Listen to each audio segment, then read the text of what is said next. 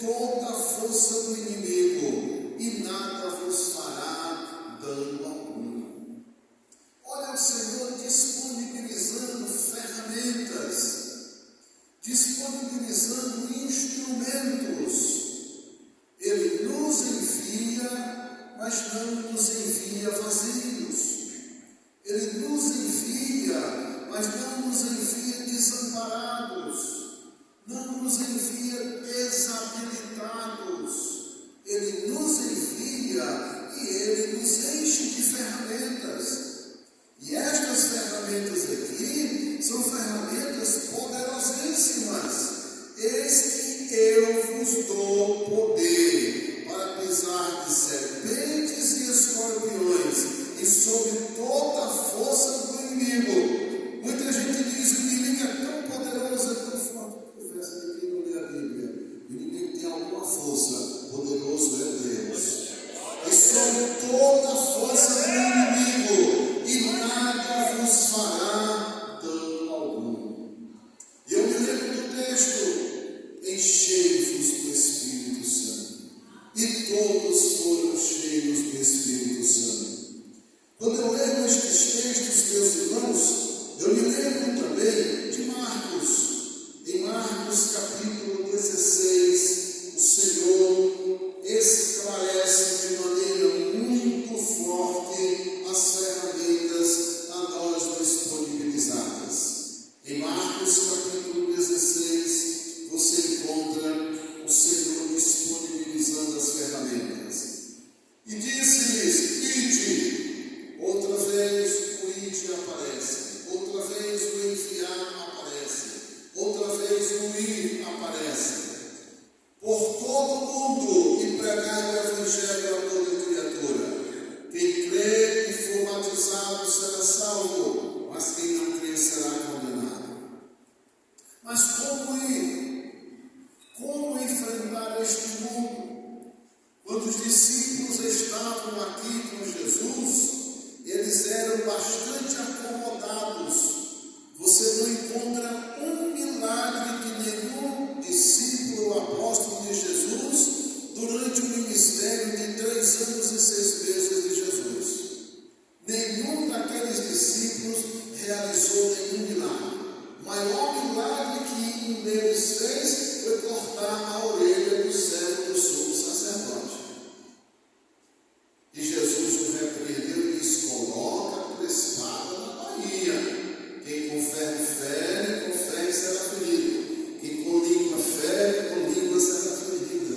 Quem com espada fere, com espada será ferido. Eles não realizaram nada, sabe por quê, meus irmãos? Jesus realizava tudo. Jesus encontrava um cego, aí Jesus curava o cego imediatamente, e os discípulos pagavam. Jesus encontrava um paralítico, Jesus curava o paralítico imediatamente, e os discípulos observavam. Jesus encontrava uma pessoa leprosa, Jesus purificava o leproso imediatamente, e os discípulos só observavam. Jesus encontrava uma pessoa morta, ele ressuscitava o morto imediatamente, e os discípulos só olhando. Jesus encontrava uma pessoa triste, feliz e amargurada, Jesus consolava e dizia: não chores. A pessoa se restaurava, se restabelecia, se reequipava, se renovava, e os discípulos só olhavam. Jesus encontrava pessoas acusando as outras de pecado. Jesus dizia: aquele que estiver sem pecado, seja o primeiro a lançar a pedra. E nenhum dos acusadores conseguiu lançar a pedra. E Jesus disse: mulher, onde estão os teus acusadores? Ninguém te condenou? Ela, muito triste, muito aflita, trêmula, disse: não, Senhor, ninguém me condenou. Porque ninguém que estava ali tinha vida moral, tinha capacidade, ou tinha autoridade, ou tinha poder para condenar aquela mulher, pois eles viviam praticando as mesmas coisas que ela praticava. Mas ela estava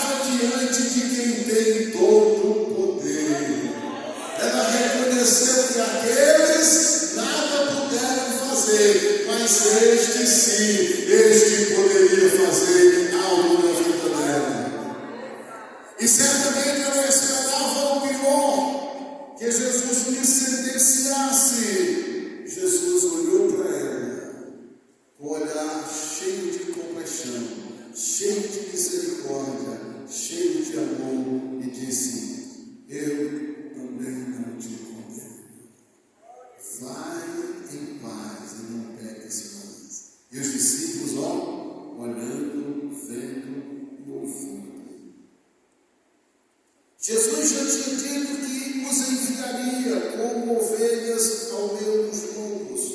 Jesus já tinha dito que daria poder para eles pisarem as serpentes e os escorpiões. E Jesus já tinha dito que eles seriam revestidos de poder para pregar o Evangelho e que, à medida que eles pregassem, alguns sinais aconteceriam. Por exemplo, expulsariam demônios, falariam novas línguas, pegariam nas serpentes, e se bebessem alguma coisa mortífera não lhes faria dano algum, e poriam as mãos sobre os enfermos e os curariam. Mas eles ouviram isso, como muitas vezes nós ouvimos aqui no culto a palavra de Deus. É belo, é bonito, coisa linda, glória a Deus. A gente até se anima um pouquinho, mas quando sai daquela porta, não ficou nada aqui dentro. Aí Jesus disse: eu vou pegar esses camaradas. Aí Jesus disse: se organizem, porque eu vou voltar para o Pai. O quê? Vou voltar para o Pai. Até hoje vocês comeram bem molinho, até hoje vocês pegaram tudo mastigado, era só para engolir. Se preparem que eu vou voltar para o Pai. E eles começaram a se preocupar. E agora? Ele volta para o Pai. Quem vai expulsar demônios? Quem vai curar enfermos? Quem vai dar vistas a cego? Nós vamos encontrar os Bartimeus da vida por aí. Quem é que vai dizer ver e ele passa a ver imediatamente?